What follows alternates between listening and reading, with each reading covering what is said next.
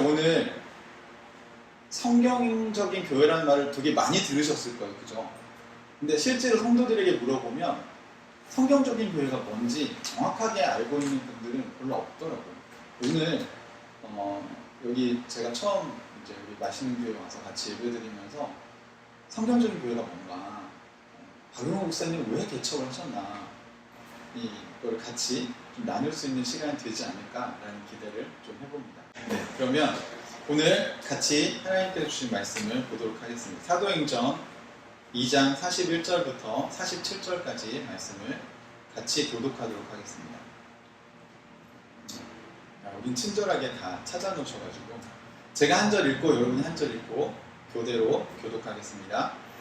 41절 그의 말을 받아들인 사람들은 세례를 받았다. 이렇게 해서 그날의 신도의 수가 약 3,000명이나 늘어났다. 그들은 사도들의 가르침에 몰두하며 서로 사귀는 일과 땀을 빼는 일과 기도에 힘썼다.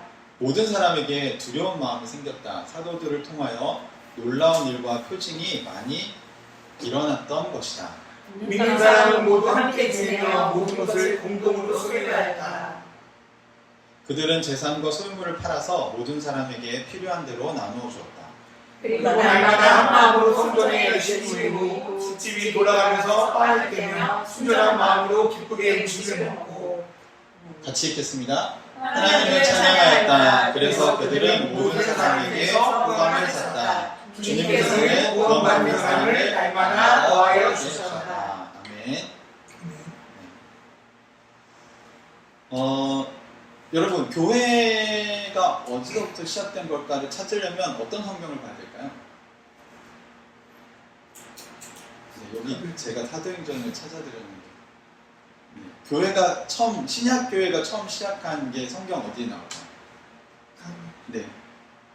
여기 대답을 잘 안 하시네요. 저 계속 대답을 할 때까지 물어보고 있었는데 제가 왜 설교를 이렇게 하냐면 여러분 잘 생각해 보세요. 예수님이 성경에 예수님 설교하실 때 이렇게 지금 우리가 보통 교회에서 익숙한 이렇게 연설하듯이 설교를 쭉 하셨을까요? 아니면 청중들하고 이렇게 질문하고 답하고 이런 방식으로 설교를 하셨을까요?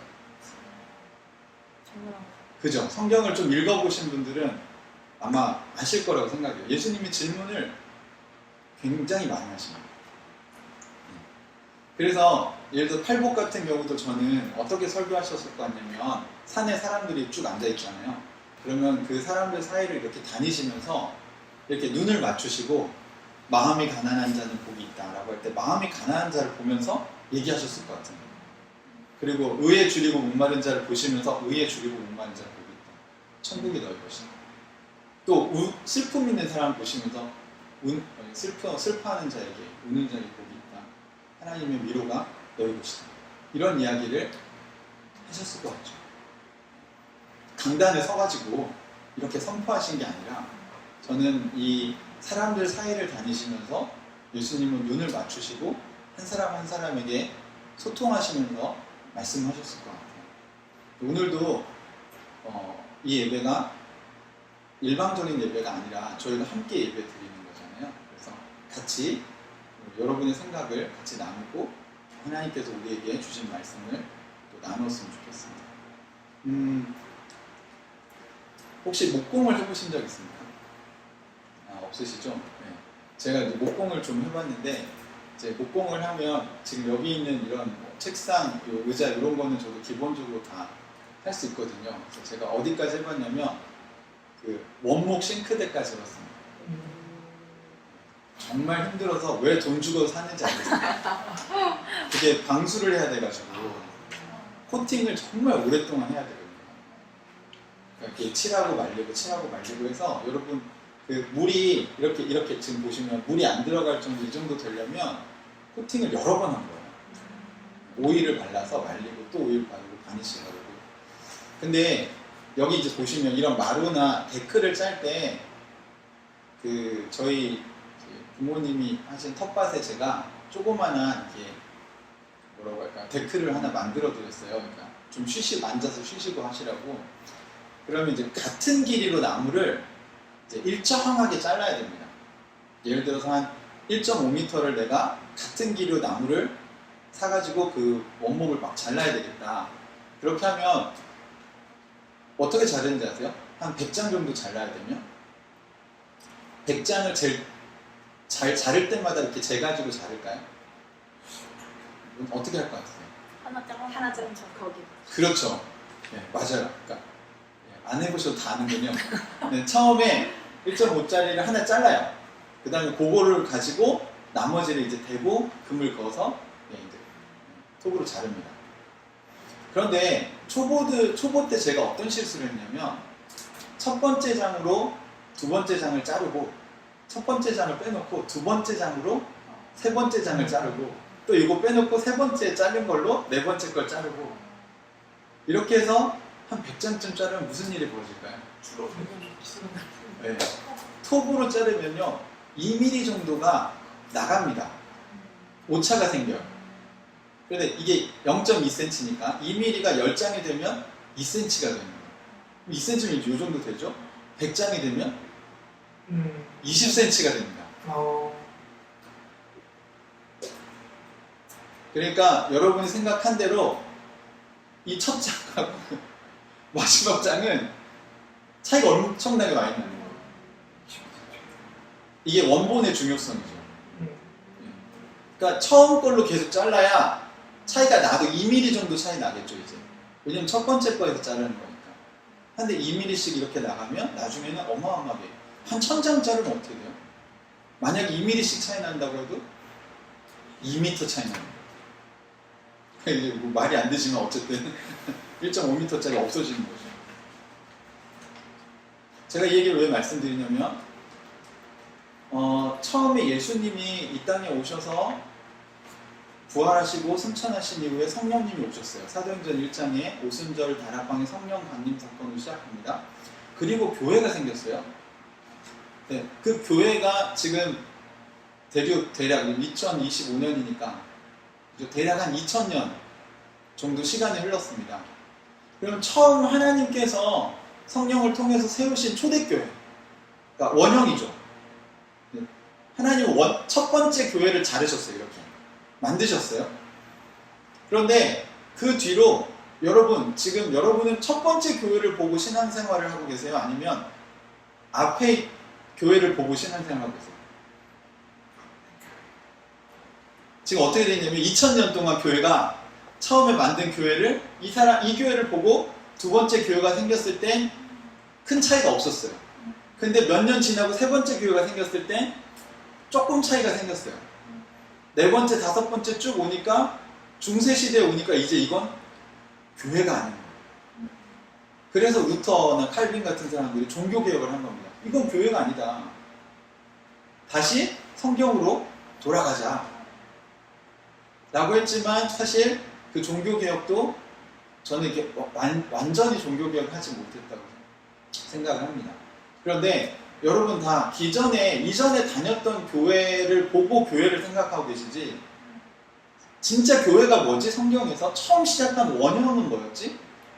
를 알고 있는 성도들이 극히 드물더라고요.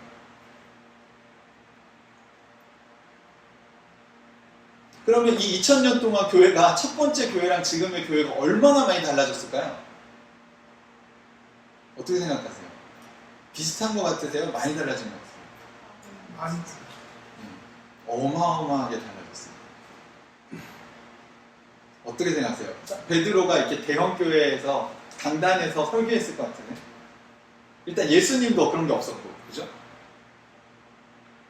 예수님도 그냥 예수님을 따라다니는 무리들, 제자들, 그냥 사람들하고 산에서도, 바다에서도, 배에 타고도 설교하시고, 또 집에 들어가서 설교하시고, 아픈 사람 고치시면서 설교하시고, 또 물론 회당에서도 설교하시고. 예수님은 장소가 중요한 게 아니라, 건물이 중요한 게 아니라 전부 사람들이 있는 곳이면 어디나 말씀을 전하셨습니다. 이 전통을 이어받아서 탄생한 신약의 교회, 첫 초대 교회는 당연히 건물이 아니라 사람들이었어요. 그런데 오늘날 이제 뭐 많이 들어보셨겠죠? 자, 교회는 뭐야? 맛있는 교회는 어디예요? 여기인가요? 여기 피아노 학원이잖아요. 맛있는 교회 하면 뭐가 떠올라야 되죠? 맛있는 교회 하면 뭐가 떠오르면 안 되고 누가 떠올라야 돼. 그러니까 사람들이 생각나야 돼. 예를 들면 이런 거요. 이제 제가 배드민턴을 배우는데요. 배드민턴 동호회가 있습니다. 배드민턴 동호회 하면 사람들이 생각나세요? 체육관이 생각나세요? 그러세요? 그죠? 우리가 체육관을 보고 배드민턴 동호회 이렇게 부르진 않아요.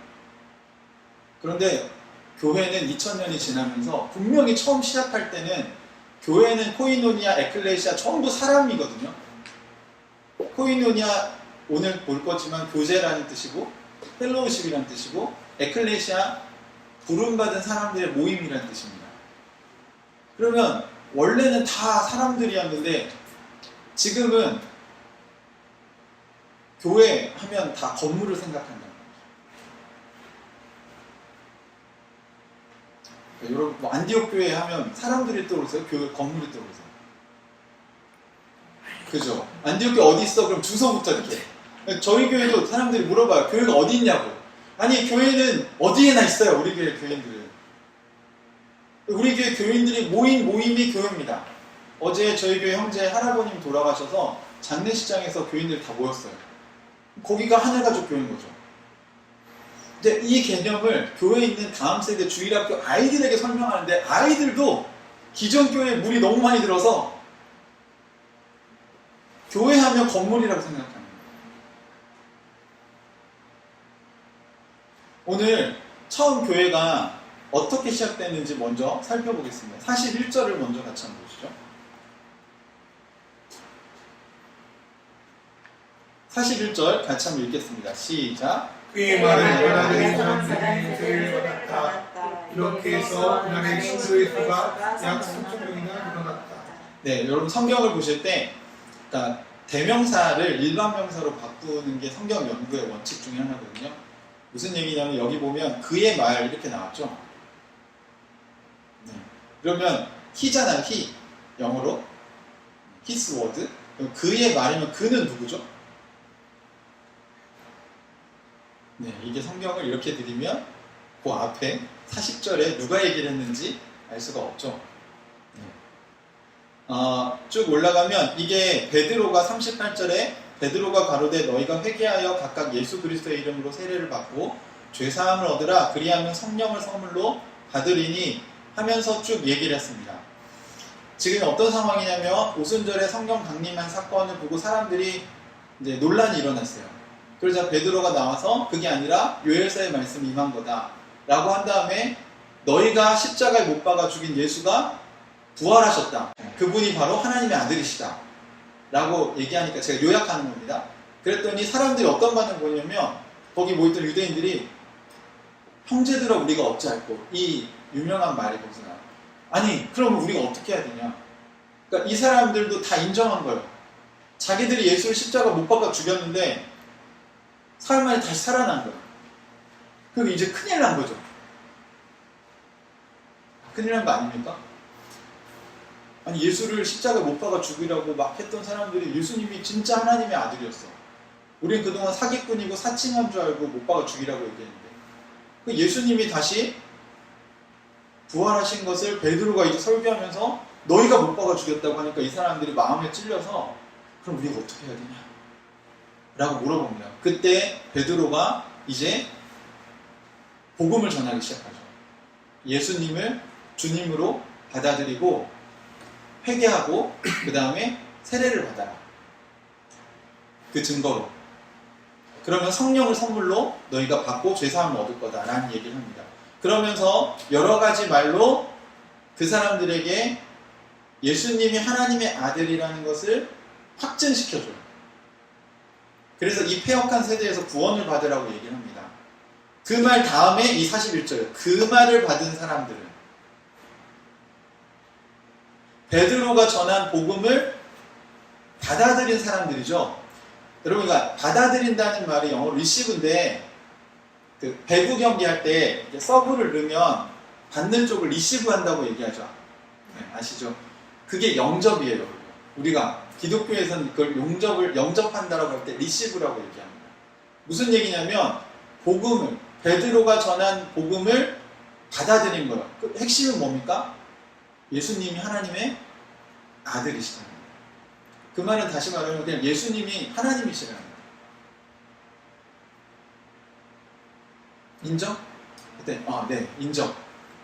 하고 받아들인 사람들, 제가 빨간색으로 여러분 표시해 드렸는데 그의 말을 받아들인 사람들이 뭘 받았어요? 세례를 받는 거예요. 그러니까 세례는 받아들인 사람들이 하는 일종의 세리머니입니다. 그러니까 세례에 무슨 능력이 있는 게 아니고요. 이런 거예요. 여러분이 예수님을 마음으로 믿어 의에 이르고 입으로 시인하여 구원에 이른다는 말은 마음으로 먼저 예수님을 주님으로 인정하셔야 된다는 거예요. 인정하셨어요? 아멘? 네. 그분들이 이제 입으로 표현하는 겁니다. 나는 예수 믿는 사람입니다. 나는 예수님의 제자입니다. 그래서 사도행전에 교회라는 말 이전에 이 사람들을 호칭하는 단어가 교회 이전에 아주 중요한 단어가 있습니다. 그게 뭘까요? 그리스도인도 나중에 안디옥 교회 이후에 나온 단어고요. 처음에 사도행전이잖아요. 누구들?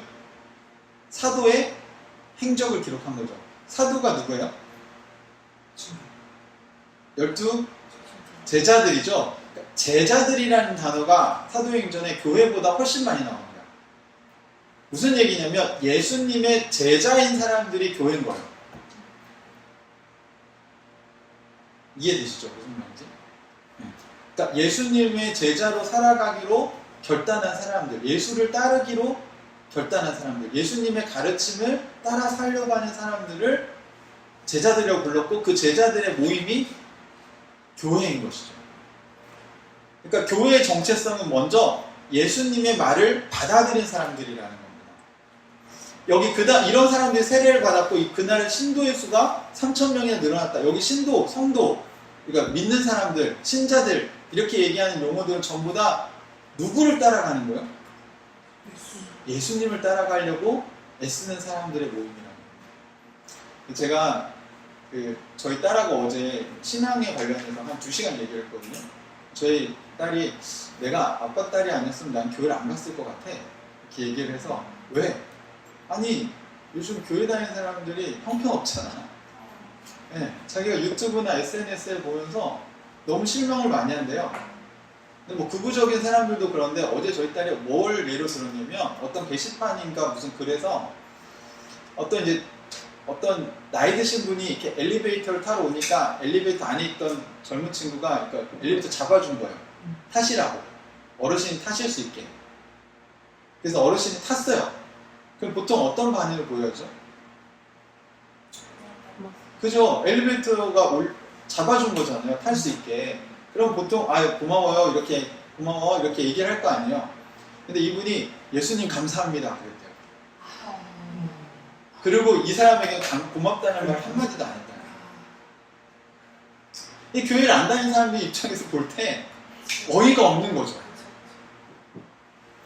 그러니까 저희 딸이 그 글을 읽고 교회 다니는 사람 이런 거야? 라고 저한테 물어보는 거예요. 그래서 제가 은희야 네가 볼 때 아빠는 어떤 거 같아? 아니 아빠는 그렇게 안 하지. 그치? 그러니까 성경에 있는 예수님의 가르침을 제대로 안다면 이웃을 내 몸같이 사랑하라고 주님 얘기하셨거든? 그런데 이건 이웃을 사랑하는 태도가 없어. 하나님을 사랑하는 것만 있어. 근데 이렇게 얘기하면 하나님은 뭐라고 얘기하셨을까? 하나님이 거기 예수님이 그 엘리베이터에 있었다고 우리 생각해 봅시다. 근데 이 안 믿는 친구는 저기 어르신이 오니까 버튼을 잡아줬어. 타고 이분이 예수님 감사합니다. 이러면 예수님 뭐라고 얘기하실까요? 이분한테. 저 사람이 감사해요. 그죠? 여러분 상식적으로 기도 안 해도 알지 않아요? 이 예수의 제자들은 다 아는 얘기라고요. 근데 왜 이분은 이런 신앙이 됐을까? 교회에서 하나님께만 감사하라고 가르쳤나 보죠. 사람들에겐 고마워하지 않아도 돼요. 물론 하나님께 감사를 드리는 건 귀한 일입니다. 그런데 이게 균형을 잃었다는 거죠. 하나님 사랑과 이웃 사랑할 때 이웃 사랑이 빠진 거예요. 이런 걸 보고 안 믿는 사람들은 자신들이 교회를 가야 될지 말아야 될지를 고민한다. 목사 딸인 저희 딸도 아빠 봐봐 교회 다니는 사람들 이렇잖아. 너무 무례한 거 아니야? 알아요. 심지어 책도 있어요. 무례한 기독교라는 책도 있어요. 아니, 우리 크리스찬들이 쓰는 거예요. 반성하자. 그런데 초대교회는 무례했을 것 같은가요? 오늘 우리가 그걸 살펴보려고 합니다. 초대교회 사람들의 특징이 뭐예요? 예수님의 가르침을 받아들이는 사람들. 또 하나 오늘날 교회에서 제가 여러분하고 하나 더 얘기하고 싶은 건, 그러니까 아까 배드민턴 동호회라는 정체성이 선명하잖아요. 여러분, 배드민턴 동호회는 뭐 하는 사람들이죠? 당연히 그렇죠. 그죠? 근데 배드민턴 동호회 갔더니 체육관만 왔다 갔다 하고 배드민턴은 안 쳐요. 막 간식도 사다 주고요. 막 사람들 막 오락도 막 하고 막 재밌게 해줘요. 근데 그 사람은 앉아서 구경만 하지 배드민턴을 치진 않아요. 배우지도 않고. 근데 자기는 나가서 뭐라고 얘기하냐면 나는 배드민턴 동호회야 이렇게 얘기해요. 그래서 사람들이 물어봐요. 당신 배드민턴 치세요? 그러면 아니요, 전 체육관 다녀요. 저 배드민턴 동호회 다닙니다. 아니, 배드민턴을 치시냐고요? 아니, 그러니까 배드민턴 동호회 다닌다니까요. 당신은 예수의 제자입니까? 이렇게 물어보면 아, 저 교회 다녀요. 아니, 예수님의 가르침을 따라 사시냐고요? 아니, 그러니까 교회 다닌다고요. 예수님 믿는다고요. 저는 배드민턴 동호회라고 믿어요. 확신이 있어요. 그런데 체육관만 왔다 갔다 하는 사람들이 한국 교회에 40%가 넘습니다. 그걸 존 소트 목사님은 면목상의 그리스도인이라고 그랬어요. 이름만 그리스도인.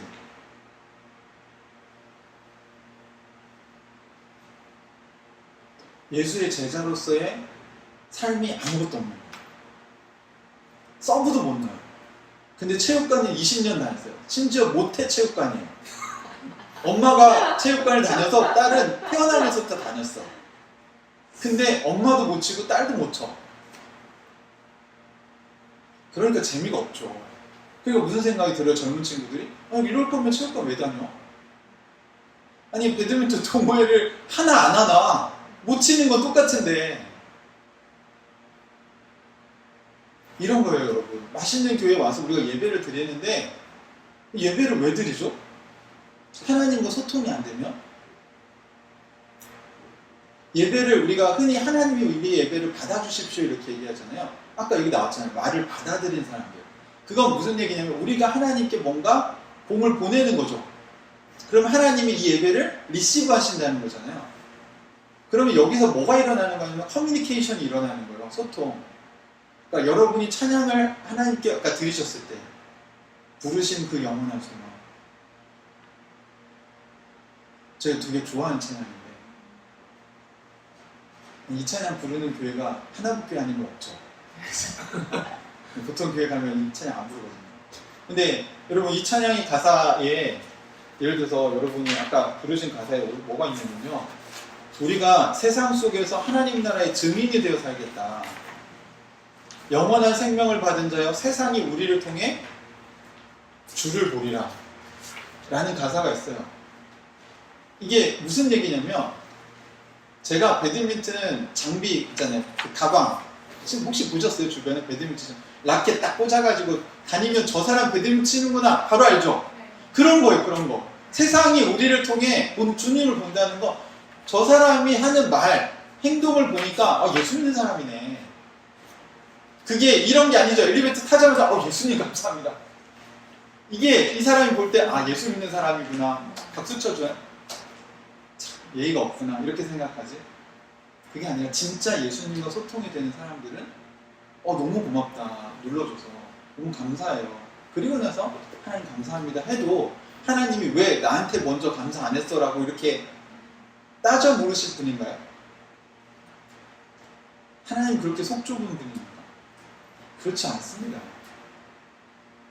그러니까 예수 믿는 사람들, 교회를 오래 다니는 사람들은 뭘 알아야 되냐면 하나님이 어떤 분이신지를 알고 배드민턴을 치는 게 신앙생활에서 뭐냐면 말씀과 기도를 통해 하나님과 소통하는 것을 많이 경험해 본 사람이에요. 이럴 때는 하나님이 이렇게 해야 하라고 얘기하시는구나. 그래서 예수님이 부활하신 것을 알고 나서 사람들이 그럼 어떡하지? 했더니 베드로가 그러면 너희들 예수님을 주님으로 너희도 받아들인 예수의 제자로 살아라 라고 하니까 그럼 되는 거예요? 그리고 그 사람들이 다 예수님의 제자가 되기로 결단한 사람들이 하루에 신도수가 3,000명이나 됐다. 이 당시에 남자들 숫자만 셌으니까 아마 여자와 아이들이나 뭐 이렇게 포함하면 아마 3,000명이 아니라 6,000명, 10,000명 가까이 됐을 거라고 봅니다. 자, 그러면 이제 예수님의 제자로 살기로 결단한 사람들이 드디어 생겼어요. 이게 뭐냐면 배드민턴 칠 거예요? 그랬더니 치겠대요. 자, 이제부터 배드민턴 한번 배워보시겠습니까? 동호회 가입하실 거예요? 그래서 그러니까 비유를 든 거잖아요. 진짜로 하라는 게 아니라 비유를 드죠, 비유. 자, 그래서 하기로 했어. 그러면 자, 뭐부터 시작합니까? 네. 혹시 운동이나 악기를 배워보신 적 있어요? 뭐부터 시작해요? 기본 자세. 네. 일단 가야죠, 학원에. 네. 출석을 해야죠. 이때 교회 나와야 돼요. 체육관에 나오는 건 그냥 기본값이에요. 그러니까 교회 다닌다는 게 신앙이 있는 게 아니고 교회 나오는 건 기본이에요. 그러면 나와서 뭘 해야 돼요, 이제? 기본 자세를 배우셔야죠. 그죠? 안 배우고 치시나요? 네. 혹시 그런 적 있어요? 코치님, 저는요, 그냥 운동신경이 좋아요. 제가 알아서 칠게요. 그런 사람이 있나요? 그러지 않습니다. 그죠? 다들 겸손하게 가서 자기가 못하는 걸 인정하고 배웁니다. 그게 42절에 예수님의 복음을 받아들인 사람들은 뭘 했냐가 나오는 거예요. 42절 천천히 한번 읽어보시죠. 시작. 그들은 사람들의 가르침에 불과하여 서로 사귀는 일과 빵 떼는 일과 기도에 있었다. 네, 제가 친절하게 빨강색으로 구분해 드렸습니다. 4가지를 이 사람들이 했대요. 첫 번째 뭘 했습니까?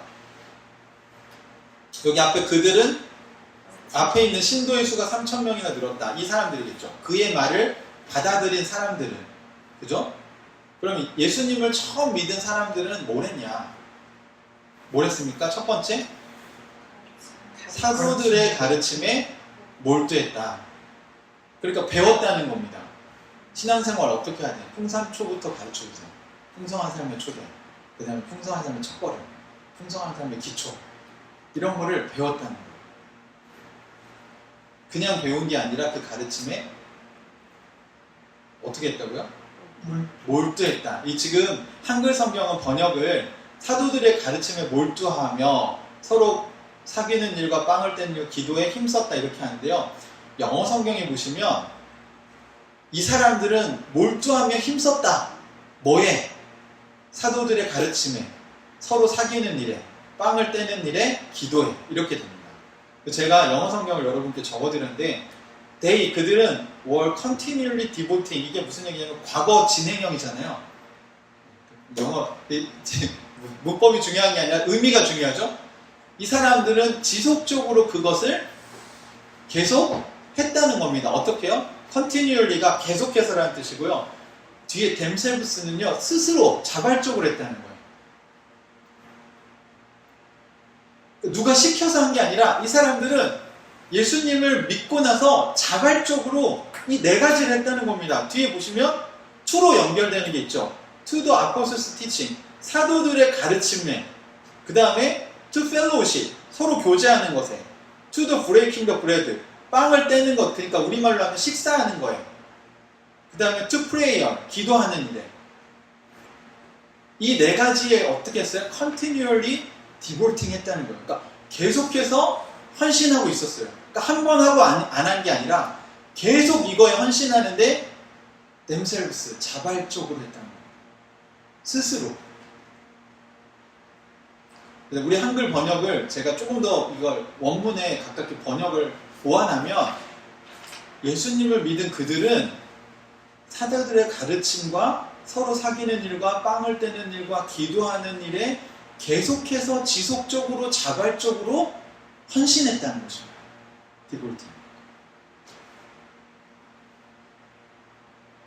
제가요 배드민턴 레슨을 일주일에 한 3번 받거든요. 아침에 이제 가서 칩니다. 이렇게 더운 여름에 치면 얼마나 힘들까요? 그죠? 근데 왜 그 짓을 할까요? 네? 배드민턴을 안 좋아하는 사람들이 볼 때 왜 그런 헌신을 할까요? 이거 별로 안 하드시나요? 제가 원래 얼마 전까지는 축구를 굉장히 좋아했거든요. 그러면 36도 이런데 주일날 오후에 축구를 하러 모입니다, 형제들이. 그러면 자매들이 그걸 보고 미쳤다고요. 제정신이 아니다. 근데 제가 봐도 거기 축구장에 가서 하겠다고 앉아서 그늘에 앉아서 생각해보면 저 땡볕에 저기 나가서 뛰는 게 이게 제정신인가? 라는 생각이 들어요. 근데 왜 할까요? 재밌으니까. 하고 싶으니까. 맞아요. 저는 풍상초 할 때 성도들에게 첫 번째로 물어본 질문이 이겁니다. 예수를 믿고 싶나요? 예수님이 좋아요? 좋아요? 좋으세요? 하나님 나라 백성으로 사는 게 기쁘세요? 하고 싶으세요? 여기에 먼저 여러분 매력을 느끼셔야 돼요. 저는 이게 너무 재밌어요. 그리스도인으로 사는 게 재밌다고요. 저 사람 미쳤구나. 이게 얼마나 포기할 것도 많고 고난도 많고 힘든 것도 많은데 근데 재밌어요. 저는 이 젊은 애들이 밤새서 게임하고 그러잖아요. 저도 옛날에 그랬는데 지금은 쟤네들 이해가 잘 안 돼요. 왜냐하면 이제 눈도 아프고 허리도 아프고 심지어 제가 영화 보는 것도 정말 좋아하는데 영화를 볼 수가 없어요. 체력이 안 돼서. 근데 이런 거를 드라마를 정주행했다는 이 젊은 자매들의 얘기를 들으면 놀랍다. 근데 어떻게 그게 가능하죠? 네, 철야 정주행 어떻게 가능합니까? 재밌으니까. 철야기도 왜 힘듭니까? 안 재밌으니까. 그러니까 여기에는 제가 여러분 정주하려고 얘기하는 게요. 그만큼 우리가 신앙생활이 좋으면요 합니다. 그런데 예전에 우리는 이게 고난이고 힘들어도 억지로 참고 해야 되는 거라고 배웠어요. 그렇게 해서 신앙이 성장한 경우도 있는데 그 모던 사회 시절의 얘기고 지금 포스트 모던 사회가 된 지가 얼만데 이제는 그렇게 여러분 전도에서는 씨알도 안 먹힙니다. 근데 여러분도 먼저 생각해보세요. 좋으면 하죠. 그러니까 사도들의 가르침에 왜 몰두했냐면 이걸 누가 시켜서 한 게 아니에요. 예수님이 부활하셨으니까 하나님의 아들이시네? 그러면 신이 오셔서 우리에게 가르쳐주신 그 말씀은 뭐지? 거꾸로 간 거예요. 이 초대교회 사람들은 베드로 얘기를 듣고 그럼 어떻게 예수님 제자가 될 수 있어?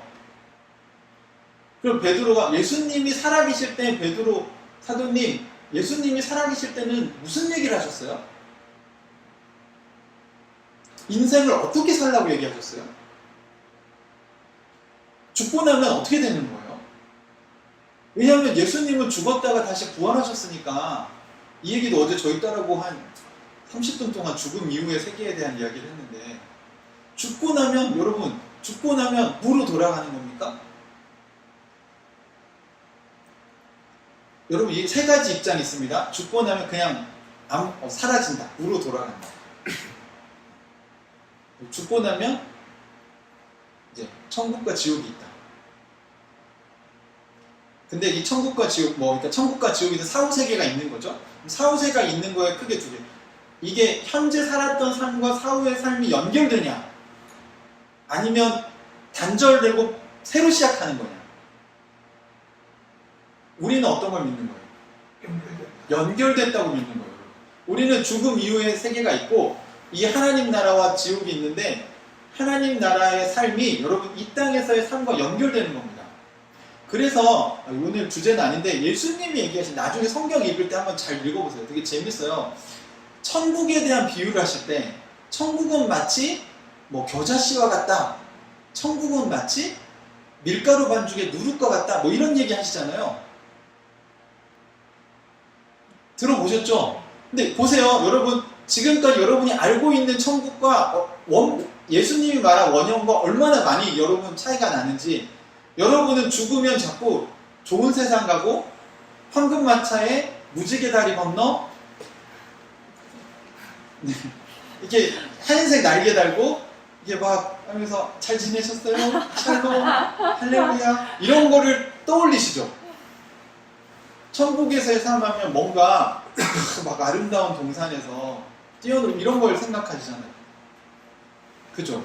근데 예수님이 그런 얘기 하신 적이 있는지 있을까요? 없어요.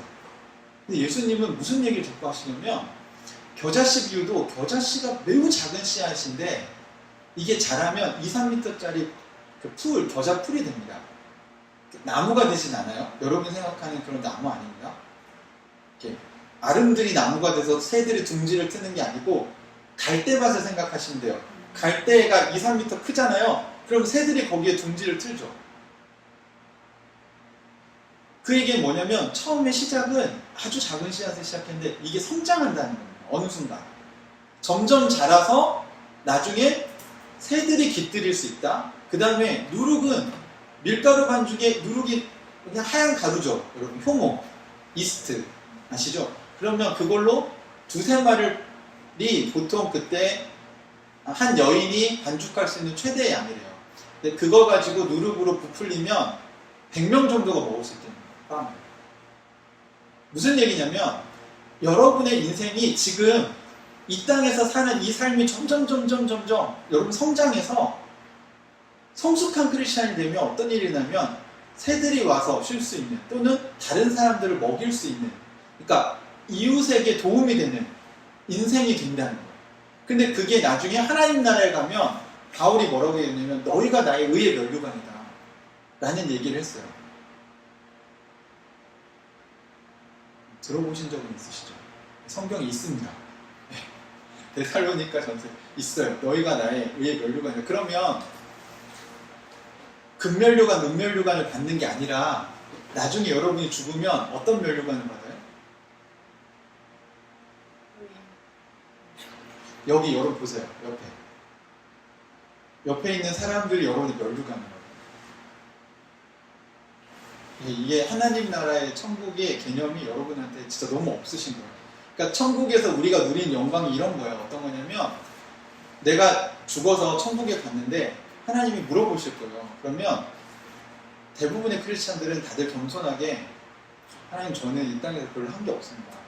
그냥 주님이 말씀하신 거 순종하면서 살다가 보니까 여기까지 왔습니다. 이렇게 대답하는 사람들이 양입니다.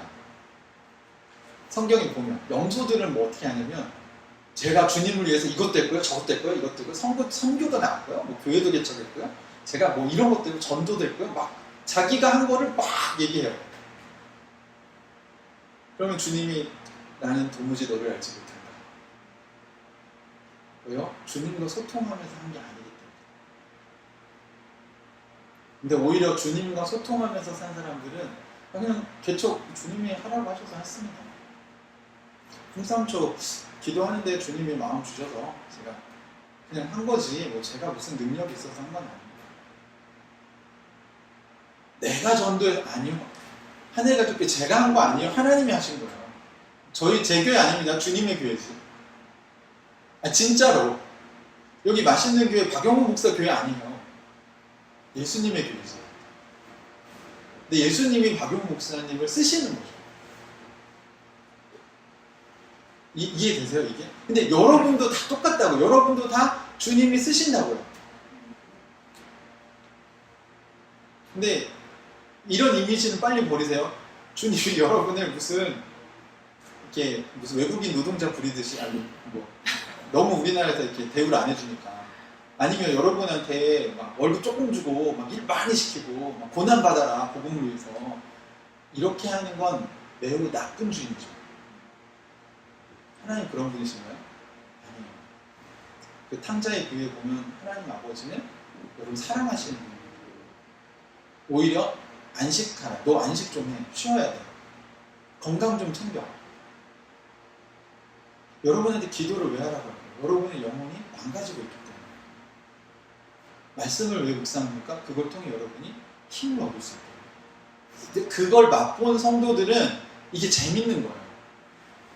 말씀과 기도와 개인의 예배와 공동체 예배를 통해서 회복을 경험한 사람들은 주님을 믿지 말라고 하면 왜요? 나 믿을 건데? 배드민턴 치면서 제가 건강해졌어요. 그럼 누가 못 치게 하면 아니 왜? 왜 못 치게 하냐고. 나 이거 칠 거라고. 저 거기 헌금 내 돈 내고 코치님한테 레슨비 내가 하면서 다닙니다. 제 시간 내서 다녀요. 제가 레슨 받으러 갈 때 나 코치님이 나와줬다고 한번 이러고 나가지 않습니다. 왜요? 거기서 유익을 내가 얻고 있기 때문에. 사도들의 가르침을 받는 일이 너무 중요해요. 진짜를 배우셔야 돼요. 그래서 저는 기독교가 종교가 아니라 진리라는 것을 매우 강조합니다. 기독교는 비상식적이거나 몰상식적인 종교가 아닙니다. 오히려 진리라면 상식을 더 넘어서는 초상식적인 거예요. 그러려면 여러분 잘 들어보세요.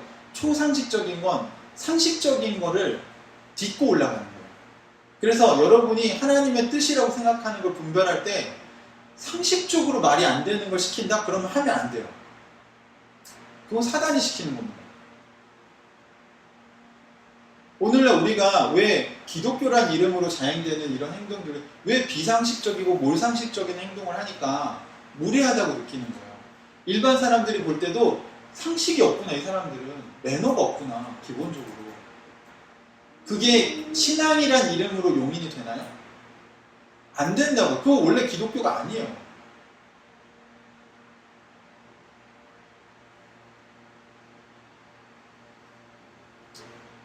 일반 사람들이 볼 때 상식을 넘어서는 더 숭고하고 더 멋있고 더 멋진 모습이어야 따라갈 생각이 드는 거죠.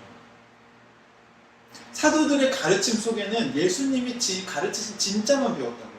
이상한 가르침을 배우지 않았습니다. 그러니까 그걸 배우는 게 재밌었어요. 여러분 성경을 보시는 게 저는 재밌어지기를 축복합니다. 기도할 때 여러분에게 인사이트, 통찰력을 하나님이 주실 거예요. 그게 여러분에게 인생에 굉장히 큰 도움이 되시길. 그 재미로 기도하는 거예요. 예배를 드리면 여러분 너무 좋은 거죠. 여기 왜 나오셨어요? 힘들게. 오늘날 크리스찬들은 주일날 예배 안 드리고 놀러 가는 사람들을 부러워해요. 그래서 그 일반 친구들이 그러지 않나요? 야, 넌 어떡하냐. 교회 다녀가지고 주일날 놀러도 못 가고. 그러게, 이렇게 하면 안 되고. 이 예배가 더 좋아야 된다. 괜찮아, 나는 예배를 통해서 내가 얻는 게 더 많아.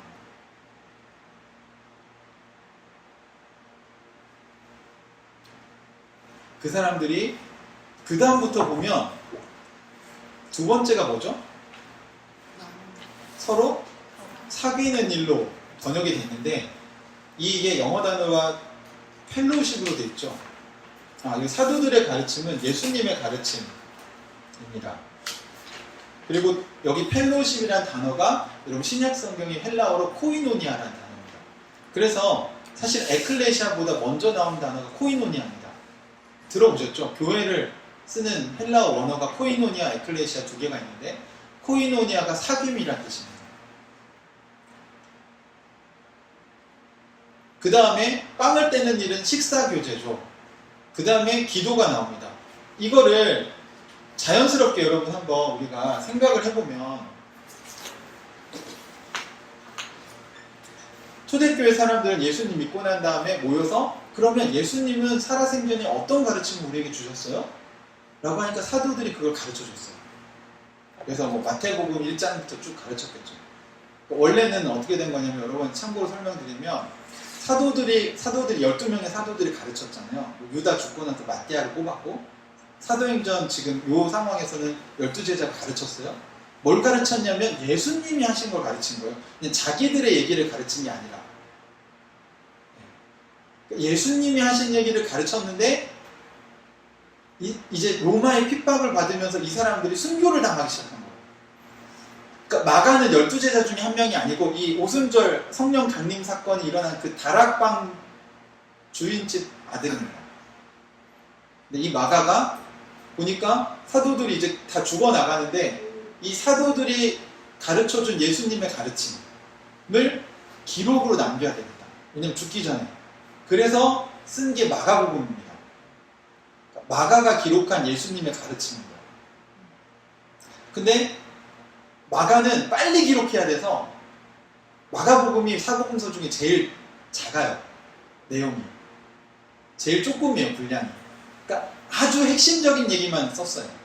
근데 이걸 보고 예수님의 제자였던 마태는 이 마가가 쓴 복음에다가 좀 빠진 거를 더 보충해야 되겠다 해서 나온 게 마태복음이고요. 이 마태복음은 유대인들을 위해서 쓰여졌고 그 다음에 누가는 마가가 쓴 거에다가 이제 누가가 이제 더 추가적으로 기록한 내용이 누가복음입니다. 누가복음은 이방인들을 위해서 쓰여졌습니다. 이제 마태, 마가, 누가복음을 다 보고 12제자 중에 요한이라는 사도 요한은 유일하게 순교를 안 당하고 반모섬이라는 데 유배돼서 오래 살았어요. AD 한 90년. 그러니까 예수님이 부활하신 이후에 한 60년 더 살았어요. 그러면서 그 다음에 베드로, 야고보, 요한 하면 예수님의 12제자 중에도 더 가까운 사람들이잖아요. 이 요한이 알고 있던 내용이 굉장히 많았던 거예요. 예수님에 대해서.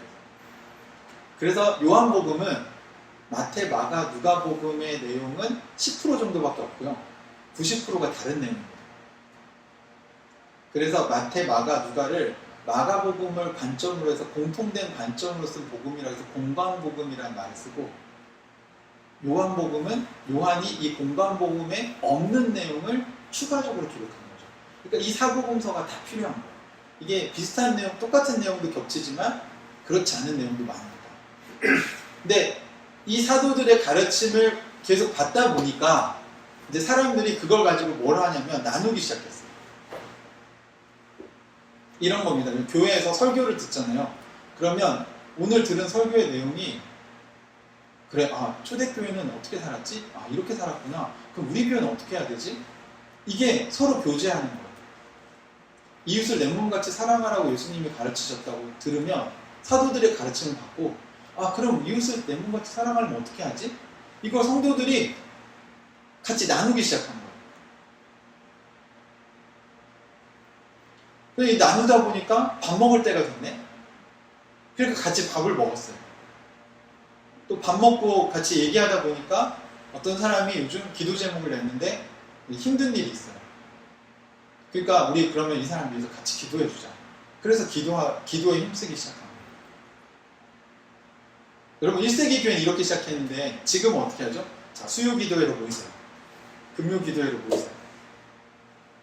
그러니까 말씀을 듣고 그 말씀을 나누다 보니까 나눔이 일어나서 교제가 되고 교제하다 보니까 밥 먹을 때가 돼서 같이 밥도 먹고 밥 먹다가 얘기하다 보니까 이 사람이 힘든 일이 있어요. 이 사람 위해서 기도해 줘야 되겠네.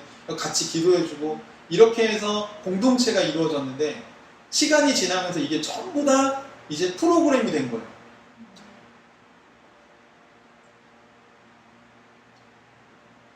주일 예배에 나오십시오. 주일 예배에 나와서 목사님을 통해 사도들의 가르침을 받아요. 근데 이 예배를 드리고 나서 나눔을 해야 되는데 나눔을 잘 안 해요. 교제할 때 예수님의 가르침을 주제로 우리가 우리의 삶을 이렇게 해석해야 되는데 그게 잘 안 됩니다. 그러니까 자기 삶에 대한 이야기는 자기 삶에 대한 이야기인데 예수님을 통과한 이야기가 없는 거예요. 나 요즘 이런 게 고민인데 그럼 예수님은 뭐라고 얘기하셨을까? 그걸 나 혼자 알 수가 없으니 이렇게 교회 지체들하고 같이 나누다 보면 아이는 이렇게 키워야 되는 거구나. 부부 싸움 했을 땐 이렇게 풀어야 되는 거구나. 성경에서 뭐라고 얘기하고 있지? 이런 걸 나누다 보니 밥때가 돼서 그럼 밥 먹고 합시다. 그 밥도 같이 먹고 밥 먹고 나서 또 차 한잔 하면서 얘기하다가 이 사람을 위해서 기도해주고 이게 원래 교회의 원형이었다는 거죠. 근데 이거를 하자고 하면 안 하니까 자 교제합시다. 기도합시다. 몇 시까지 어디로 나오세요. 이렇게 된 거예요. 안 하니까 풍삼초 합시다. 사도들의 가르침을 받으려고 모이지 않으니까 억지로 모으는 거예요. 이게 지금 순서가 잘못된 거죠. 배드민턴을 치고 싶은 사람들을 모아서 동호회를 해야 되는데 치기 싫은데 배드민턴을 왜 쳐야 하나? 배드민턴의 장점은 이렇고 막 설득을 해서 억지로 치게 해야 되는 시대가 된 거예요. 이건 순서가 바뀌었습니다. 여러분 1세기 교회를 보시면서 이 사람들은 예수님을 따라 살기를 기꺼이 원했고 그게 너무 좋았고 그래서 시작된 모임이 사도들의 가르침을 받아 서로 교제하고 그 다음에 같이 밥 먹고 그 다음에 같이 기도하고 이게 그 뒤에 한 번 더 반복되는데 다른 표현으로 반복이 됩니다. 46절, 47절 같이 한번 읽어보시죠. 시작. 그리고 날마다 한 마음으로 성전에 열심히 모이고 집집이 돌아가면서 빵을 떼며 순전한 마음으로 기쁘게 음식을 먹고 하나님을 찬양하였다. 그래서 그들은 모든 사람에게서 호감을 샀다. 주님께서는 구원받는 사람을 날마다 더하여 주셨다. 네, 앞서서 이런 일들이 똑같이 반복되는 게 여기 보시면 46절에 성전에 열심히 모여서 뭐 했을까요?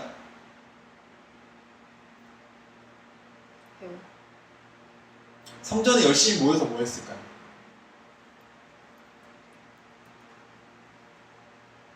이 한국 교육의 문제라고 생각합니다. 틀릴까봐 답을 틀려도 괜찮아요. 근데 제가 앞에 네 가지를 힌트를 드리자면 네 가지를 알려드렸죠. 네, 그걸 매칭해서 생각해 보세요. 성전에 열심히 모여서 뭐 했어요? 사도들의 가르침을 배워요. 예수님의 가르침을 배워요. 네, 우리는 성전에 열심히 모이고 하면 앞에 문맥을 보고 해석을 해야 되는데 예배 드렸겠지. 네, 이렇게 생각하는 거예요. 기도했겠지. 아니요, 지금 매칭은 성전에 모인 목적, 사람들이 모이는 목적이 뭐예요? 예수님의 가르침을 배우려고. 그거 알고 싶은 거예요. 두 번째는 서로 사귀는 일이 있었죠. 그게 집집이 돌아가면서 했다는 겁니다. 그러니까 교제를 어디서 했어요? 성전에 모여서 사도의 가르침을 받으면 그 다음 어디 가세요? 네, from house to house. 그러니까 집에 돌아가서 오늘은 우리 A 자매 집에서 내일은 B 자매 모였다는 겁니다. 저희 교회가 금요일 저녁에 토요일 저녁에 두 개의 이렇게 삶으로 말씀 읽기 모임을 하거든요. 그러니까 우리 흔히 이제 가정교회라고 하죠. 그러니까 집에서 모임을 합니다. 저희도 예배당이 없어요. 지금도 빌려서 예배드리기 때문에 집에서 교제를 해요. 저희 식사 교제도 처음에 이렇게 숫자가 적을 때는 여기서 먹었어요. 그냥 이렇게 한 팀으로 먹었어요. 근데 지금은 한 20명 되니까 한 집에서 먹을 수가 없어서 지금은 세 집이 이렇게 세 팀으로 나눠서 세 집에서 집 돌아다니면서 밥을 먹습니다. 네. 오늘은 저희 집으로 오세요 하면 그 집 가서 먹고, 내일 다음 주는 저희 집 오세요 그러면 저희 집 가서 먹고. 네. 그거 왜 하냐? 성경에 그렇게 나오잖아요. 네. 이 사람도 예배당 없었거든요. 이 성전은요, 여러분, 유대인의 성전이에요. 유대교의 성전. 기독교 교회의 성전은 없었다고요. 그러니까 어떻게 해요? 모임 장소가? 네, 집에서 모일 수밖에 없었고, 또 하나는 집에서 모이는 이유가 있습니다. 왜냐하면 사도들의 가르침을 보니까 교회는 하나님의 가족 공동체거든요. 그러니까 가족이 하는 게 또 뭐냐면 빵을 떼며 순전한 마음으로 기쁘게 음식을 먹고, 이렇게 나오죠. 그러니까 식사를 같이 했어요. 그래서 우리나라도 가족의 다른 표현으로 식구라는 표현이 있습니다. 식구가 뭡니까? 그쵸, 밥을 같이 먹는. 어때요? 여러분 가족끼리도 요즘 밥 같이 안 먹죠? 네. 저 딸하고 저하고 두 식구인데도 제가 먼저 먹고 나면 와서 딸이 먹고 막 이럴 때도 있어요. 네. 두 식구도 같이 밥 먹는 게 쉽지 않더라고요. 그리고 마지막으로 47절 앞부분에 하나님을 찬양했다. 이게 기도예요, 여러분. 그러니까 기도에 힘썼다고 하니까 기도만 했다고 생각하시는데, 여러분 사도행전은 기도랑 찬양이랑 예배랑 말씀이랑 이게 다 같이 가는 거예요. 왜요? 그 특징이 뭐예요? 하나님과 소통하는 거니까. 이렇게 사는 사람들의 모습을 보면서 일반 사람들, 교회를 안 다니는 사람들은 그럼 초대교회 사람들을 어떻게 봤을까? 그들의 눈에 비친 초대교회 사람들의 모습은 무엇이었을까? 네. 첫 번째, 먼저 43절에 보시면, 43절 같이 한번 읽어볼까요? 시작. 모든 사람에게 두려운 마음이 생겼다. 사도들을 통하여 놀라운 일과 표징이 많이 일어났던 것이다. 이렇게 하면 뭔가 기적을 일으켜야 된다고 생각하는데 그게 아니라, 사실 앞에 모든 사람에게 두려운 마음이 생겼다 하고 세미콜론이 있어요. 세미콜론은 그 뒤에는 부연 설명이라는 겁니다. 그러니까 여기서 강조하고 싶은 내용은 앞에 있는 내용이에요. 모든 사람에게 두려운 마음이 생겼다. 근데 이 두려움이라고 번역했는데, 그래서 제가 오해가 없도록 영어 성경을 여러분한테 써드렸는데, everyone, 모든 사람들이 kept feeling a sense of wow. 그러니까 이게 wow가 fear가 아니에요. 공포에 의한 두려움이 아니고 어떤 거죠? 와, 경외. 그러니까 여러분이 되게 멋진 자연, 웅장한 자연을 보면 우와, 이런 감탄사가 나오죠. 근데 이런 감탄사가 누굴 보면서 나왔다는 거예요? 교회를 보면서 나왔다고요. 교회를 보면서. 맛있는 교회 성도들을 보면 안 믿는 사람들이 우와, 인생 저렇게 살아야 돼. 와, 저 사람 너무 멋있지 않냐? 야, 어떻게 저렇게 사람을 사랑하면서 사는 인생이 되지? 어떻게 저렇게 숭고한 삶을 살지? 여러분, 몰상식하고 비상식적인 삶을 사는 사람한테 우와 이렇게 감탄합니까? 안 믿는 사람들이? 아니잖아요. 여기 보세요. 에브리원이라고요. 교회 다니는 사람들만 감탄한 게 아니에요. 모든 사람들이 우와. 근데 여기 너무 재밌는 게요, 영어 표현에 keep feeling, keep ing잖아요. 이게 지속적인 거였다고요. 그냥 한번 아이고 이렇게 하고 우와 이렇게 하고 끝난 게 아니에요. 연탄 날릴 때 우와 쟤네 잘하네 이렇게 끝난 게 아니라, 겨울에는 연탄, 크리스마스 선물, 평상시에 인사 잘하고 예의 바르고 이웃을 사랑하고 인격이 성숙하고 이런 것들이 계속 지속적으로 모든 사람이 느꼈다는 거예요. 그냥 한 번이 아니라 저 사람들의 존재 자체가 되게 멋진 사람들이구나. 두 번째는 46절에 보면 날마다 한 마음으로 성전에 모이고 했다는 게 나오죠. 이게 데이 바이 데이, 사람들이 볼 때 지금은 우리가 그렇게 살 수는 없죠. 날마다 모였다는 겁니다. 그러니까 그만큼 수시로 모였다는, 데이 바이 데이. 그 아까 앞에 봤죠. 자발적으로, 지속적으로, 그 다음에 with one mind, 한 마음으로. 마인드는 하트가 아니에요. 같은 생각을 가지고 모였다는 겁니다.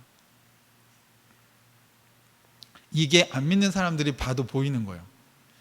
그래서 여러분 생각해 보세요. 이제 예배당, 어떤 교회에 예배당에 예배 드리러 가는 주일날 아침에 오늘 예배 드리신 분도 있을 거 아니에요, 그죠?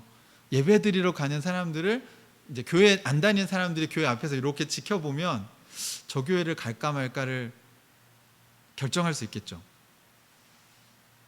이해되세요? 어떠세요? 교회로 예배 드리러 들어가는 사람들의 표정, 그 다음에 나올 때의 표정. 네. 들어갈 때는 이렇게 어디 끌려 들어가듯이, 나올 때는 아싸 끝났다 이러고. 그러면 안 믿는 사람들 봐도 저기를 왜 가는 거지 저 사람들이? 근데 제가 이거를 다르게, 여러분이 정말 좋아하는 어떤 가수의 또는 그 밴드의 공연이 있는데, 콘서트에 가는데 사람들의 표정이 어때요? 네. 와, 저기 뭐가 있구나. 이렇게 돼야 되는 거예요. 안 다니는 사람들이 볼 때 예배, 맛있는 교회 가는 사람들의 모습이 우와, 뭐지? 저기 뭐 있구나. 그래서 막 따라와야 돼. 뒤에 따라 뭐 어디 가세요? 지금 표정을 보니까 아니 뭐 좋은 거 있는 것 같은데 이랬다는 거예요. 46절에 또 순전한 마음과 기쁨으로가 나옵니다. 그러니까 여기 보면 글래드니스가 기쁨이고 순전한 마음을 sincerity of heart 나옵니다. 그러니까 신실함이죠. 그러니까 크리스찬들이 이렇게 거짓말을 하는 건 진짜 안 됩니다. 그 약속을 지키는 거 되게 중요합니다. 특히 자녀를 키우시는 부모들은 아이들하고 한 약속을 저는 반드시 지켜야 된다고 생각해요. 그럼 약속을 하지 마세요. 저도 저희 딸한테 제가 정말 잘한 게 아빠가 이거는 약속할게 하면 저는 반드시 지킵니다. 근데 제가 약속을 안 할 거면 아이한테 미안한데 아빠가 이건 생각을 좀 해볼게. 그 다음에 어떤 거는 안 돼, 이건. 그러니까 세 가지가 있어요. 저는 거절, 오케이, 그 다음에 하나는 생각해볼게. 이건 고려. 그럼 이제 생각해보겠다고 하면 이제 다음날 또 물어보죠. 생각 다 끝났어? 아니 이거는 아빠가 좀 길게 생각해야 될 것 같아. 근데 여러분 하나님도 그러신 거 아세요? 기도가 응답됐다고 할 때는요, 여러분 우리가 오케이만 생각하는데 하나님이 거절도 하세요. 그리고 어떤 거는 때가 아니기 때문에 기다려라고 얘기하세요.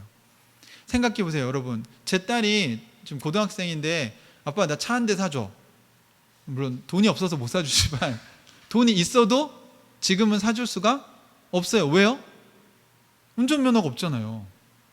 미성년자라서.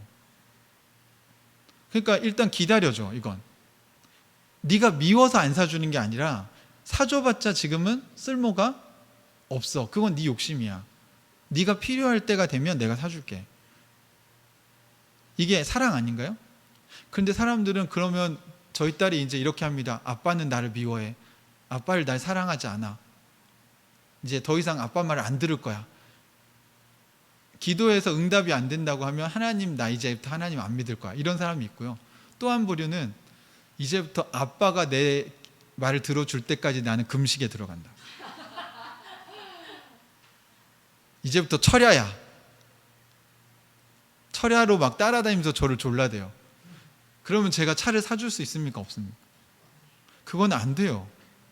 철야를 하든 금식을 하든 안 된다고요. 그래서 기도 응답 받았다는 얘기는 매우 위험한 간증입니다. 하나님 그런 분이 아니세요. 사랑하는 형제자매 여러분, 하나님께 물어보고 하나님이 여러분에게 이걸 오케이 내가 들어줄게 라고 약속하시는지, 이건 너한테 해로우니까 안 돼. 저희 딸이 해로운 음식을 먹겠다고 하는데 제가 사줄 수 있나요? 그건 안 되죠.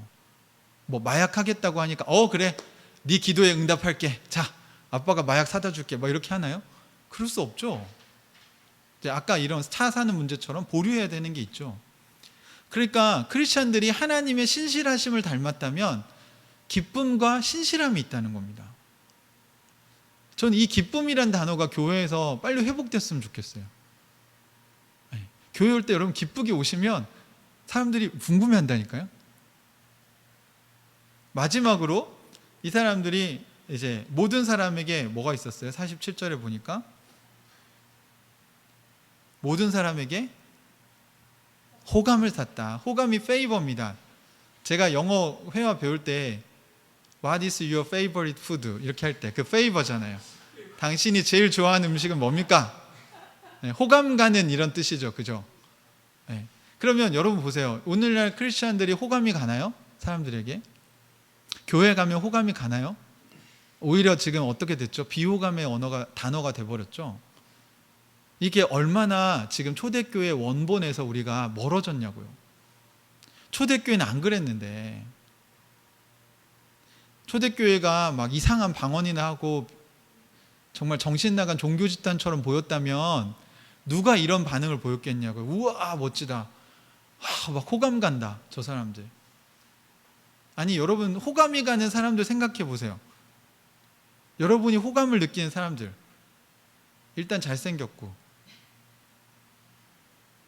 그래도 그 사람의 인품이나 아니면 성격이나 그런 게 안 좋으면 어떻게 우리 호감을 가집니까?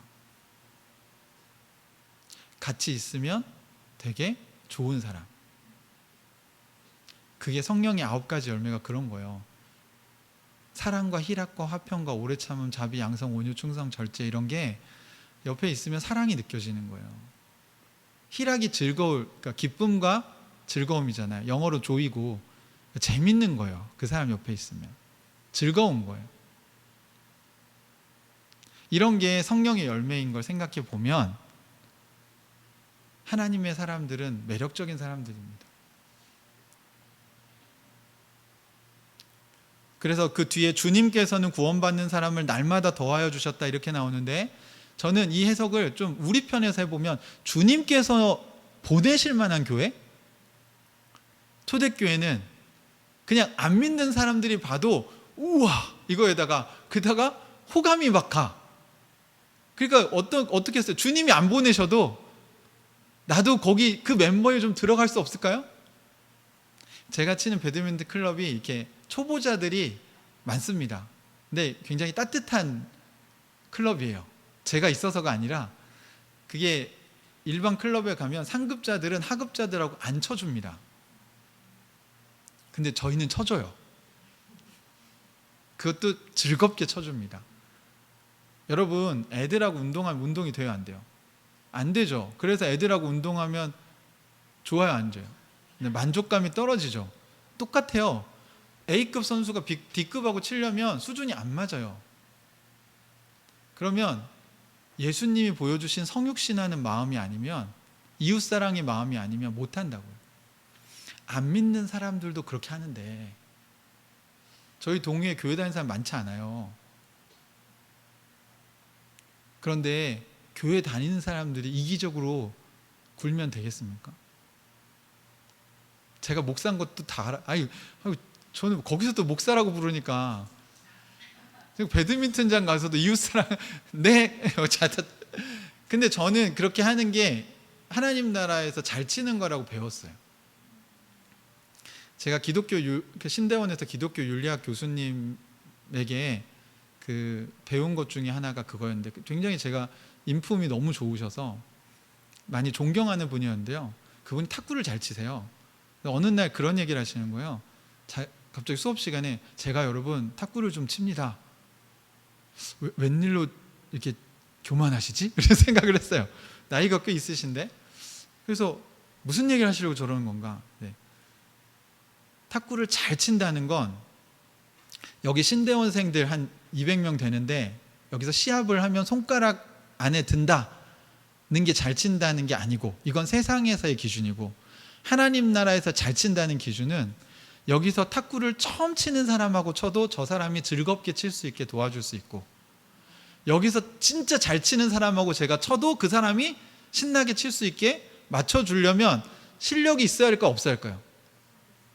내가 실력이 있어야만 그게 가능해요. 제가 거기서 회개했어요. 왜냐하면 그동안 저는 축구할 때마다 애들 뭐라고 했거든요. 야, 똑바로 안 해! 막 이러면서. 그것밖에 못해! 제가 축구를 좀 한다고 막 못하는 사람들 막 형제들 상처 줘가지고 막 선교단체 나가고 다음부터 축구 안 한다, 간사님하고 막 이러고. 근데 그분 강의를 듣고 제가 회개했고, 잘한다는 게 뭔가, 이 하나님 나라에서 기독교회 안에서 잘한다는 건 처음 하는 사람도 나랑 같이 하면 즐겁고 잘하는 사람도 나랑 같이 하면 즐거운, 이걸 맞춰줄 수 있는 사람이 잘하는 사람이구나. 사랑하는 형제자매 여러분, 주님은 그런 교회를 찾고 계시고, 지금도 수많은 잃어버린 영혼들, 지금 교회에 가나안 성도가 100만 명이 넘었어요. 지금 한 200~300만 됩니다. 이 사람들이 왜 교회를 못 나가고 있을까요? 제가 보니까 만나보면 신앙이 없는 게 아니에요.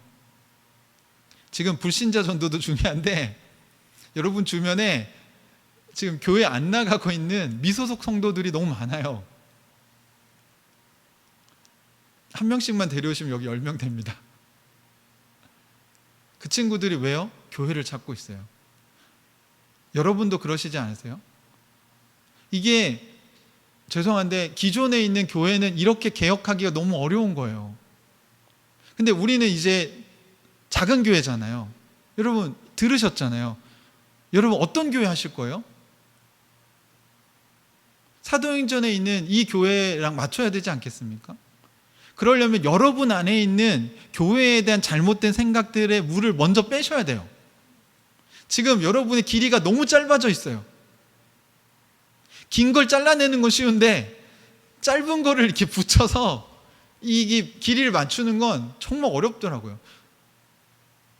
제가 7년 동안 우리 교회 성도들하고 한 게 그겁니다. 처음에는 우리 교회 성도들이 이런 얘기를 하면 아, 그건 양원규 목사님이 생각하는 교회인가 보다. 하나보기 하는 교회인가 보다. 이것도 하나의 무슨 교파처럼 이렇게 생각하더라고요. 그런데 시간이 지나다가 어떤 사람들이 한 명씩 두 명씩 나오기 시작했냐면 사도행전을 큐티하다가 어느 날 한 형제가 저랑 풍삼기를 하던 형제가 저한테 그날 그러는 거예요. 목사님, 제가 지금까지는 2년간 목사님 설교를 들었는데 그냥 목사님이 생각하는 교회인 줄 알았다고. 목사님이 세우시려는 교회가 목사님이 생각하는 교회인 줄 알았는데 제가 사도행전 큐티를 하다 보니까 이게 성경에 나오는 교회구나. 왜냐하면 기존 교회에 다닐 때는 뭐 식사교제 해야 된다 이런 게 없었는데 집집마다 왜 자꾸 집을 오픈하라고 하냐. 집집마다 이런 것도 없고 나눌 때마다 무슨 말씀 들은 것 중에 우리가 나눠봅시다. 말씀을 삶으로 이렇게 나눠봅시다. 이런 얘기하면 왜 하는 거예요 이런 거를. 근데 왜 하냐면요 1세기 교회가 그거 했다니까요. 사도들의 가르침을 받아 그걸 자꾸 나누고 같이 밥 먹고 그리고 같이 기도하고 집집마다 다니면서 이 일을 했다는 겁니다. 사랑하는 형제자매 여러분, 저는 맛있는 교회가 이제 시작이라고 생각해요. 네. 근데 여러분 앞으로 남은 인생을 진짜 하나님이 원하시는 교회를 우리가 세우는데 우리의 삶을 드려야 되지 않겠습니까? 그리고 그걸 얘기해 줘야 되지 않을까요? 여러분 들으셨잖아요. 제가 여기 와서 말씀을 나누는 되게 영광스럽다고 생각합니다. 왜냐하면 여러분은 하나님 나라의 복음으로 교회를 세우려는 교회의 성도들이기 때문에.